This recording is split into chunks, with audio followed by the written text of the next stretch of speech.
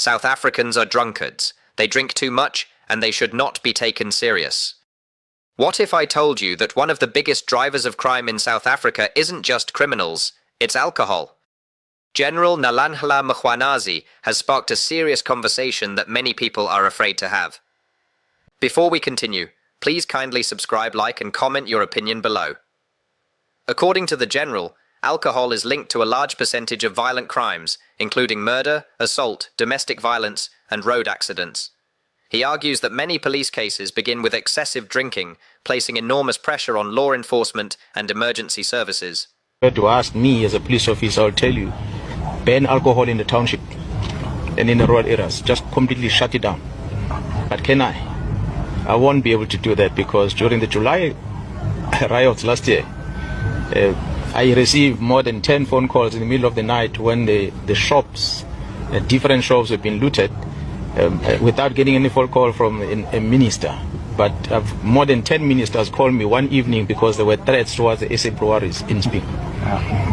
So that was the first time I got calls from ministers.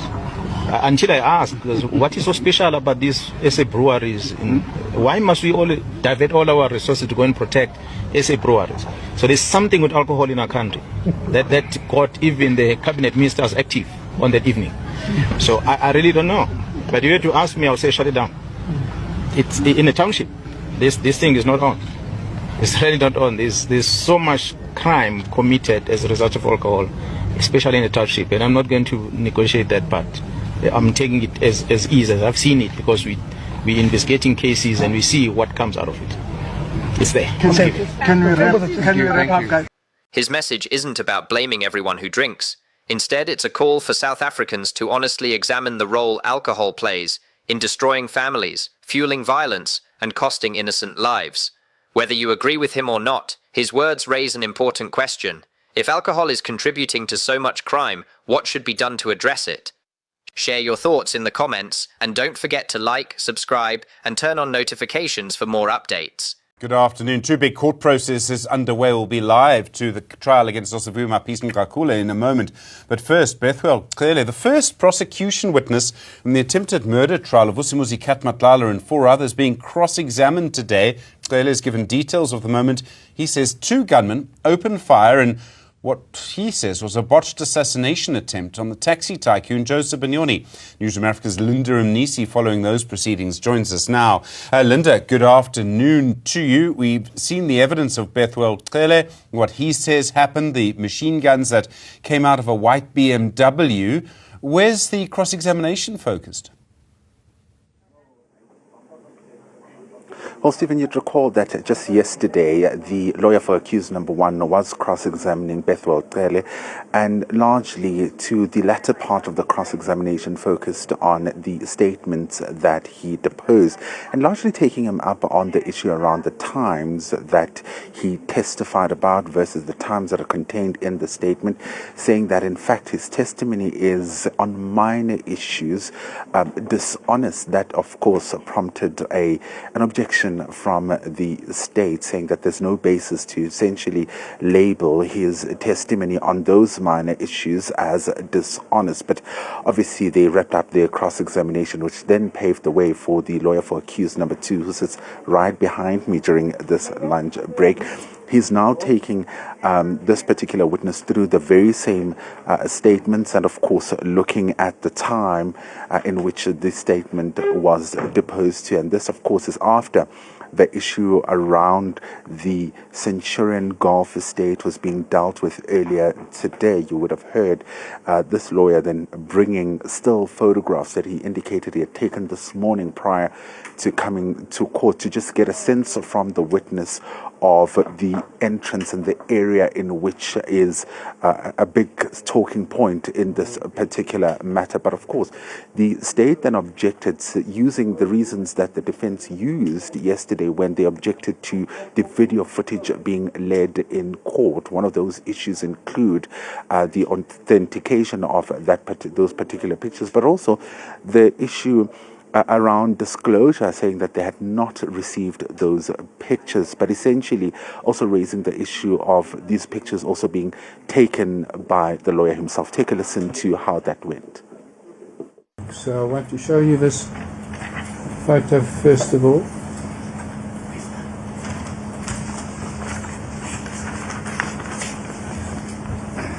I must say, we haven't been shown these pictures. It's now coming as a surprise to the state. Mr. Fauvier, I'm hearing something We about have the been doing authenticity of discovery photographs. for over weeks now. Yes. And being chastised if we don't discover everything. Yes. But, I mean, it's a two-way street. Mr. Fauvier, I'm hearing something about the authenticity of the photographs. Who took them? When were they taken? Who's the author? My Are you lord, calling the author? with the greatest of respect, these are still photos, and I'm going to use this witness to identify the photos. Ms. Oh, Leroux? my lord, it is unacceptable. What is good for the goose is good for the gander. So we were stopped from presenting visuals of clear video footage of the incident, and now the defense wants to follow the same line. It is just not fair to the state. Well, with respect, I'm helping the state. They were unable to show the video. So unfortunately, the evidence that's before your lordship hasn't been properly placed in context in relation to the scene. So I'm merely making it easier. These photographs were taken by myself at 6 o'clock this morning on the way to court. Yeah, you see what- no witness in this case. So essentially, Stephen, taking us back to those arguments that we heard yesterday. So that objection obviously prompted a ruling from the presiding officer, and this is what he had to say. The court has carefully listened to the objection raised by the state, and the cornerstone of the objection is simply that this document has not been properly authenticated.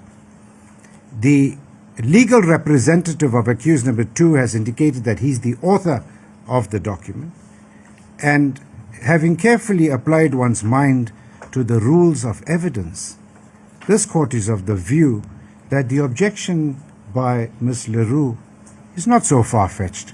It's reasonable. In the circumstances, the objection by the state for the use of this particular photograph is sustained.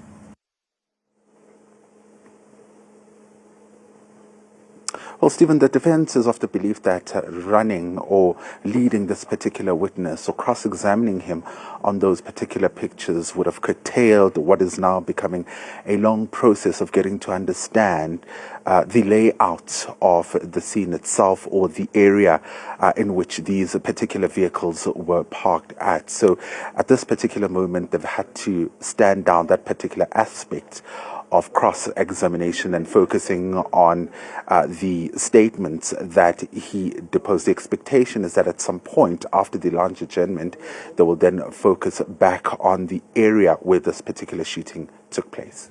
Thank you very much indeed. Linda and Nisi do appreciate that update from court. He and the team will be with them in court through the afternoon. We are putting the blame on illegal foreigners because most of our cases here in Barberton, we have experienced that they happen in the hands of illegal foreigners. So that's why we are putting the blame on them. So it's not only them, but also Home Affairs and the SAPS. We are also blaming them into this because they must make sure that these people are registered and these people are known to the community. So now, because everyone can walk in and do whatever they like, that's why we have a lot of crime happening, especially in Barberton. This is a mining town. So because we are a mining town, it takes us to a much, much bigger problem with these illegal foreigners because we know very well that illegal mining is happening each and every corner of South Africa. So we are also experiencing the same here in Barberton. And it's painful because these guys are doing this illegal mining. Then after that, they want to come to the location and do illegal stuff also in the location. So we can't afford to have that. The SAPS must take part in this thing. Even the Home Affairs must take part in this thing and make sure that the community is safe.